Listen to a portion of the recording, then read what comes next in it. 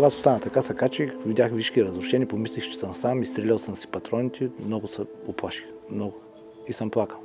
И съм викал за помощ, защото не чувах и един колега, който и него вече го няма, ми хвърли 2 камъка да се осъзнае, че не съм сам. Не спа, през 3 часа ставам, пуша, пак лягам. Гадно е, чувам, виждам кръвта, страха, който съм изпитал. На 20 януари Министерство на отбраната приключи необичайна процедура. Декласифицира една от най-строго пазените тайни – причините за атаката срещу българската база в иракския град Кербала. При трагичното събитие загиват 5, а 73 са ранени. Докладът от 9 февруари 2004 година с анализ на събитията е засекретен. Желанието за прикриване на собствено виновно поведение е един от силните мотиви за поставяне на високи грифове. И те трябва да бъдат разбрани, тези поведенчески модели, но не и оправдани, разбира се. До момента за обстоятелствата, довели до трагедията, се говореше с недомлъвки и под заплаха за наказателна отговорност.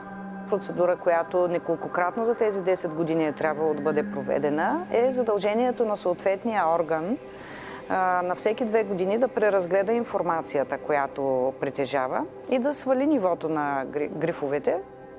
Разсекретяването, резултат от силен обществен и медиен натиск, се случи в името на близките на 5 загинали войни. Някои видяха политически мотив в този акт на министъра. Не съм търсил ровене в душевните рани на хората, но те имат правото да видят. Следващите минути са опит за обобщение какво пише и какво не в доклада за събитията от края на 2003. Формално искането от Съединените щати за включване в операцията по следвоенно възстановяване на Ирак е отправено през април 2003. В мисията са включени общо 460 души. При подготовката на батальона част от хората не са обучени в теория и практика на задържане на камикадзета и проникване в базата с камион-бомба. Комисията по сертифицирането не е отстранила тази слабост. За реална подготовка българските военни са имали само 168 часа. В деня на заминаването за Кувейт си помня много добре, строиха на летище Крумово, това беше някъде в 4 или 5 сутринта. Не се сещам чина на човека, който беше, но излезе и каза: момчета, заминавате за Ирак. Много от вас няма да се върнат, но няма да се притесняват. Ние сме се подготвили с чували и каквото трябва. Ще въвърнем всичките. Проблемите започват още в транзитната база в Кувейт. Снаряжаването става преди влизането в Ирак, но тогава идва голямата изненада за авангардната група. Почнахме да търсим боеприпаси, обаче се оказа, че в камионите няма такива. Заповедта, разбира се, беше: свалете цялото имущество, патроните трябва да са тук, не може да не са тук. Свалихме всичкото имущество, обаче патрони нямаше. Оказа се, че ги бяха забрали тук в България. Последва много лоша команда: падни на земята, ползишком напред. И авангарда може да се похвалим с това, че пълзяхме 30 метра в пустината, за да се казва без вина виновни. В доклада е спестено объркването на втория конвой, който вместо към централен Ирак губи посоката и спира чак на иранската граница. Споменава се, че преходът от Кувейт до Ирак е извършен съгласно плана. От вътрешното разследване става ясно, че има проблеми с оборудването. Дирекция управление на доставките към Министерството правят непрецизен подбор на фирмите доставчици. Дадоха едни от тук едни фенерчета, които казаха, че стрували много пари, около 50 лева. И ако нещо стане с този фенер, трябва да го платим в троен размер. Оказа се, че същия фенер в Пловдив на руския пазар струва 1 лев. И най-интересното беше, че тези фенери, още с пристигането в Кербала, един от колегите реши да го зареди, защото той се зареждаше в контакта. Той гръмна. BTV се натъкна на интересен запис как се носи службата в база Индия. На вишката е часовият с пълно оборудване, а до него бойците са по бельона покрива на сградата. Причината – нямало климатици при 50 градуса над нулата.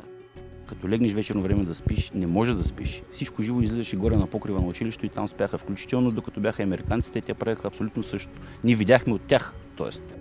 67% от военните всекидневно са били заети с задачи от охрана, патрулиране до разчистване на минни полета. Събирахме ги без нужната екипировка. Просто представете си едно голямо поле усеяно с такива боеприпаси. 5 човека тръгваме, събираме ги, качваме си ги в камиони, след това отиваме да ги унищожаваме. А какво ще стане, ако гребем този снаряд, докато го вземаш? Това никой не го беше помислил. Проверката обаче открива несъответствия между изричните заповеди на Генералния щаб в България да не се участва в полицейски дейности като претърсване и обиск и това, което се е случвало на терен. От доклада става ясно, че наши бойци са участвали в ареста на местен шейх месец преди атентата. Предбитиви командирът на контингента обясни, че практиката била нашите части само да осигуряват периметъра за операциите на американците. Наистина имало е понякога ситуации, в които ние сме участвали, но пак с контролно-наблюдателни постове във външния периметър на действие с коалиционните сили. Така че да не влизат автомобили и население при прочистването на този район. Според доклада, контингентът е бил дисциплиниран. Не се посочва недоволството на мисионерите и масовото искане за по-високи командировачни. Исканията са отхвърлени от Генералния щаб. И командира ви какво направи тогава? Нищо. Ние вече нямахме командири след атентата. В доклада личи, че между командира на батальона и старши националния представител в полското командване има търкания. С дебати са избирани и базите на контингента между хотел, склад и 2 училища. Изборът пада върху училищата. Те стават съответно база Индия и база Кило. Въпреки че точно в атакуваната база Индия са били разположени инженерните части, те не са успели да реализират в пълен обем всички дейности по укрепване на базата. То, за да може, трябва някой да ни разреши конкретни заповеди за до оборудване на базата, не сме получили. Лекам въпрос на Георги Качорин. Няма да споменавам човека, на когото аз съм бил свидетел, на който му е казал, че този ров трябва да се разшири и трябва да бъде по-дълбок. Това говоря за човек от командването. Каза, щом американците са стискали до сега и ние ще стискаме. В доклада пише, че инженерната защита е отговорност на командира. Той обаче твърди, че това било задача на комендантите на 2 бази. Доставката на бетоновите заграждения била забавена от полското командване. Имахме уверението на полското командване, което си беше наше старшо командване, съответно да бъдат доставени тези елементи, които бяха необходими за 2 бази. За трагичната развръзка на 27 декември има много версии. По това време в Ирак са били активни терористични организации като шиитските милиции на Муктада Садър, армията на Махди, федейните на Садам и кюрдската Ансар ал-Ислям. В периода 18-26 декември служба военна информация е изпратила 5 сигнала за евентуални атаки по Коледа. Според участници в мисията, мястото за атаката на камиона бомба е добре планирано. Месец преди самия атентат от зале на този стадион спряха 5 джипа. 5 черни джипа.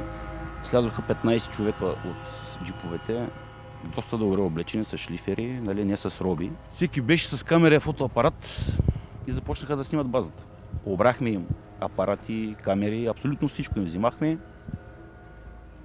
Тогава излезе заместник командира. Те му представяха някакъв лист и прочети го тогава. Той каза, че това са хора от някакъв GSM оператор, които ще ли да слагат клетка, понеже зад базата имаше един много голям стълб метален. Той е бил най-високата точка и там ще ли да слагат GSM клетката. Наистина служиха, на 27-я служиха клетка.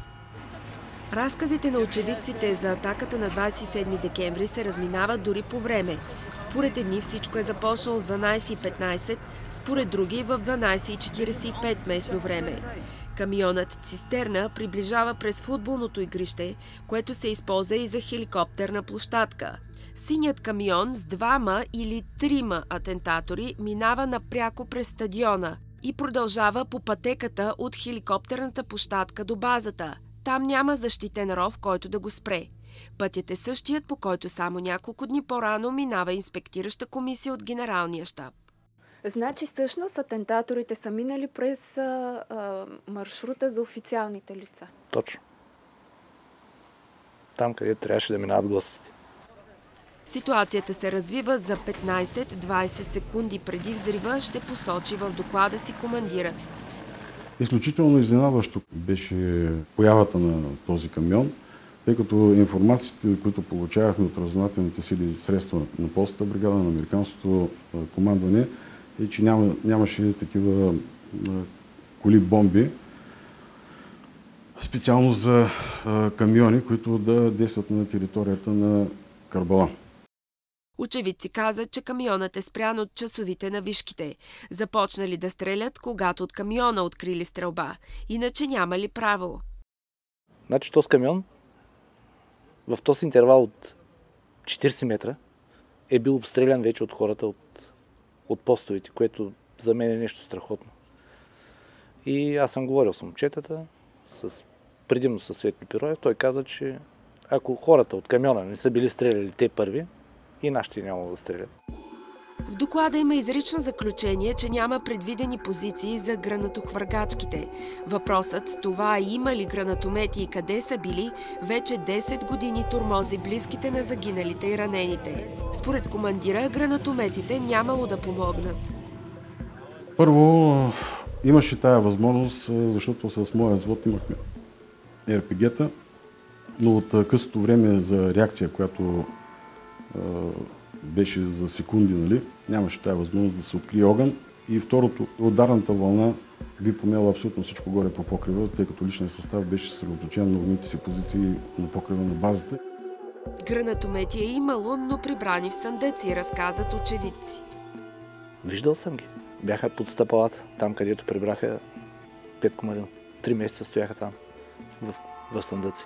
А това се преценява от командването на Да, контингента. Разбира се. А командването на контингента го получава от някъде другаде. При взрива загиват майор Георги Качорин и офицерските кандидати Антон Петров, Иван Инджов и Свилен Киров. Ден по-късно в болница издъхва старши лейтенант Николай Сараев. След трагедията Маринов не се е срещал с близките им. Задължително те имат съответното желание. Не съм ги забравил момчетата, в моите спомени сме на 27-ми постоянно си правим паля свещи, защото в крайна сметка това са и моите момчета. Ранените са 73-ма. Бързите и професионални действия на военните медици спасяват голяма част от тях. Майко, умирам, само такива викови се чуваха. Всичко беше в кръв. От 100 човека база, 73 ранени и 5 убити. Какво означава? Срещу мен имаше едно голямо стъкло и докато да отида да видя с какво мога да съм полезен на хората, които в момента са наряд, гръмва и се пръса стъклото. Чупена лява предмишница, тук имам огромен кожен дефект, пластична операция, порезни рани по тялото, имам в предвид по крайниците краката, окото беше пострадало. Черепно-мозъчна травма с вътрешни хематоми и отскоки от снаряди по цялото тяло. Извадените са 17, имам още, обаче може би няма да излезат. Ще бъдат разградени от организма. Тъпанчетата ми бяха спукани на ушите, ръката ми беше счупена едната кост. И то сериозно, лявата ръка. И отгоре нямам засягане на черепа, но кожата беше разцепена. И много кръв течеше оттам. С самолета направо в ВМА-то. 27-8 човека бяхме в самолета и отзад в багажното бяха ковчезите. Най-омерзителното, че не е наказане, а има виновен. Нови претенции от страна на близки и роднини съдът може да вземе предвид само, ако прокуратурата намери в доклада нови обстоятелства, обяснява бившият председател на Комисията по сигурността на информацията. Единственото ми опасение се състои само в това, че понякога декласифицирането се последва от непосредственото след него веднага настъпващо унищожаване на документа. Така че искрено се надявам да не се предприемат мерки в този ред. Част от пострадалите предпочитат да не се връщат към трагедията. Други пък смятат, че е важно да се помнят поуките. Като обица да стои вече в българското командване, това как наистина би трябвало да се подготвят тези хора, които отиват на такива тежки мисии. BTV потърси всички генерали по веригата на висшето военно командване, свързани с събитията в Кербала през 2003. Всички отказаха коментар, а изводът в разсекретения доклад звучи така. Не може да бъде установена пряко причинно-следствена връзка между констатираните пропуски и тежкия вредоносен резултат от терористичния акт на 27 декември 2003 година.